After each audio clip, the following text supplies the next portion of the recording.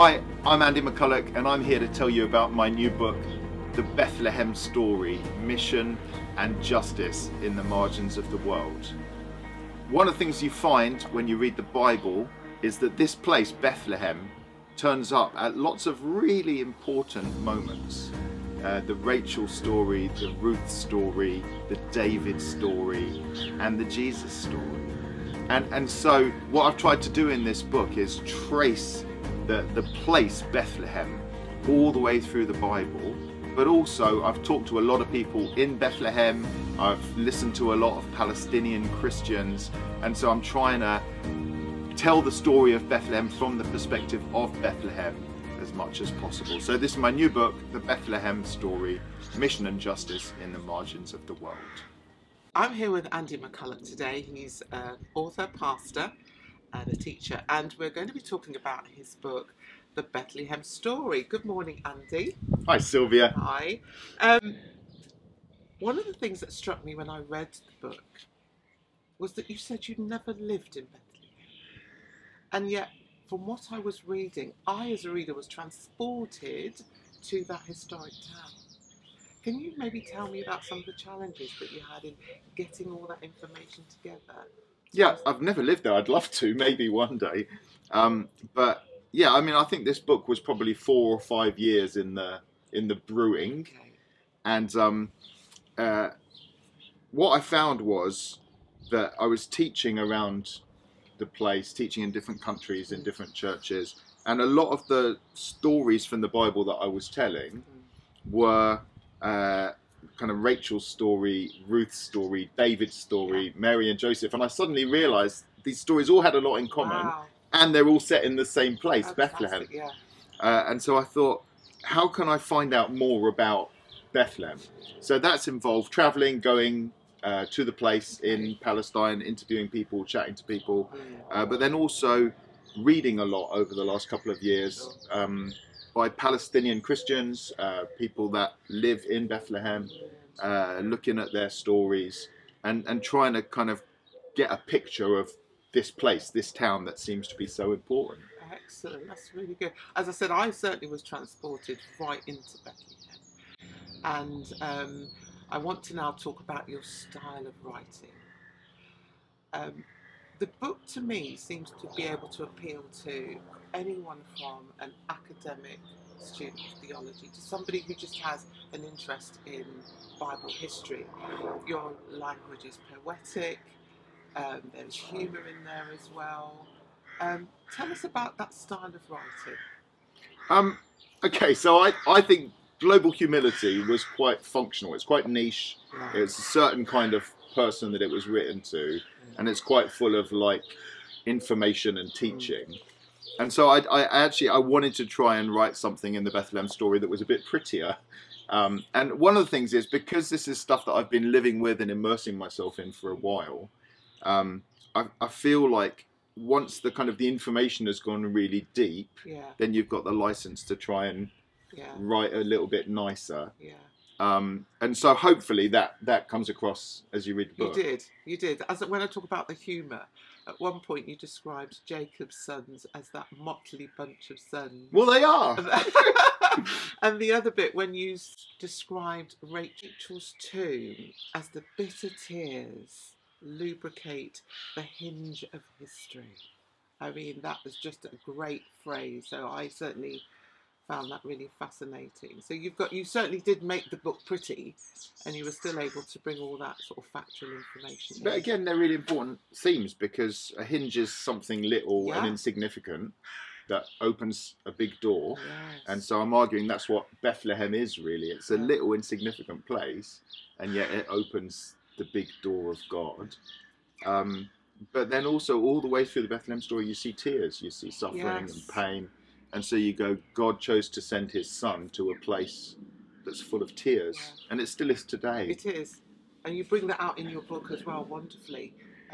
So that was another thing. You brought the historical Bethlehem alive, but you married that wonderfully with the modern day Bethlehem. And in the book you even talked about some of the modern day challenges that Bethlehem faces, and how that is still a place essentially of tears, as you said, and conflict. Yeah, I mean, I think, it's fascinating. God didn't send his son to the big capital of the empire, Rome, or even to the spiritual capital of Israel, Jerusalem, to save the world, to send Jesus. He chose this tiny little place in the margins of the world. Yeah. And I think that tells us something really important about God. Yeah. That no place is too small, that Absolutely. no person is too marginal or too insignificant. And so I think a place like Bethlehem, which has always been a little place in the margins of the world, and there's been so many different empires that have come and conquered and oppressed all the way through history.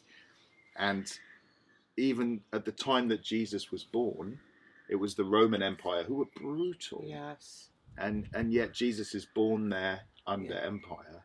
And so the whole story really of Bethlehem is one of surviving and resisting and finding joy in coping even under oppressive, unjust regimes. Yeah. The book, when we're talking about Bethlehem, you weave this tapestry, and the threads are cultural, they're factual, they're historical.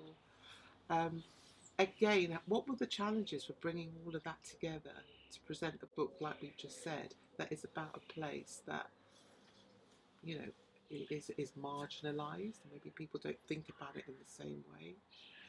What was that like, trying to weave all that together? Yeah, I think it starts with reading the Bible and realising that Bethlehem pops up lots of times on the way to Jesus. Yeah. Or when you read the story of Jesus and the genealogies, you know, this was the father of this, the father of this, you realise, but that person was in Bethlehem and that person was in Bethlehem. And so you realise it's a big part of Jesus's story. So it's got to be important for us as Christians. But also, some people will be familiar with the fact that Bethlehem in Hebrew means the house of bread. Okay. And so you've got this idea of the hospitality of God, and Jesus, the bread of life, is born in the house of bread to feed a hungry world. Wonderful. And when he's born, what do they put him in? A manger, which is an eating trough. So it's like Bon Appetit world. Wow. The bread of life is born in the house of bread. Yeah. But Bethlehem also has an Arabic name. Okay.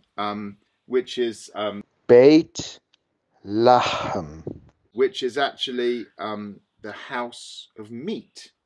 And you think, isn't that weird? In Hebrew, it's called the house of bread, but in Arabic, it's called the house of meat. But you realise that's because the Arab relationship with Bethlehem has always been around shepherds and lambing and Bedouin tribesmen bringing their lambs up from the wilderness into Bethlehem to sell them so that they could be sacrificed in Jerusalem, which is the David story, and it's the story of the shepherds at the time when the angels appeared to them at the birth of Jesus. And so you've got the house of meat or lamb, and you've got Jesus, the Lamb of God, born in Bethlehem to be sacrificed in Jerusalem at Passover. And the bread of life. Yeah, and so in a sense you've got a bit of cultural understanding that fills out the names of these places, but it helps you understand something about who Jesus is and what kind of story he was fulfilling. He's the bread of life born in the house of bread. He's the Lamb of God born in the house of lamb or meat. And so hopefully that helps us to understand the way that the whole Bible story is tied together to find its perfection in Jesus. That's wonderful. That's lovely. I could listen to you talk about the book as much as I could read it. It's excellent. So we assume now that our readers have bought the book, they've read it, they closed the book, they've read the final page. What would you like your readers to come away with? So if you were to fill in the blanks and they were to say that was, what would you like those blanks to be? That was what kind of a read? That was something that showed me something about God. I want people to see something about God, and to see what? To see that God cares about small, forgotten places. That somewhere as tiny and full of pain and full of injustice as Bethlehem Story can be the centre of God sending his son, God's mission to save the world. And so somehow that God isn't as interested in the big, powerful, shiny stuff in the world, but he's interested in the margins and the forgotten and the overlooked. Yeah. So I want people to see something about God. I would like to say that as a reader of the book, there is so much in there. It's presented in such a way that I would actually stick my neck out and say it could be a potential bestseller to me, because of its wide appeal, because of its content, because of its style. So I can imagine somebody, you know, a young teenager reading it. As I said earlier, somebody academic. It's such a wide appeal. Whereas I think we talked about earlier that your first book was quite niche, wasn't it? Yeah. But this is much wider, and it grabs the reader in the same way that a novel did. As I said, those opening lines, up the hill to Bethlehem. And the appetite is whetted. So each chapter talks about a character, and as you read all the information in one chapter, you can't wait to go on to read the next, because the style is such that you're going to learn as a reader information that you thought you knew that actually you didn't, because there's so much more. So yeah, well done on the book. It's definitely a great read. You're going to do really well. Thanks, Sylvia.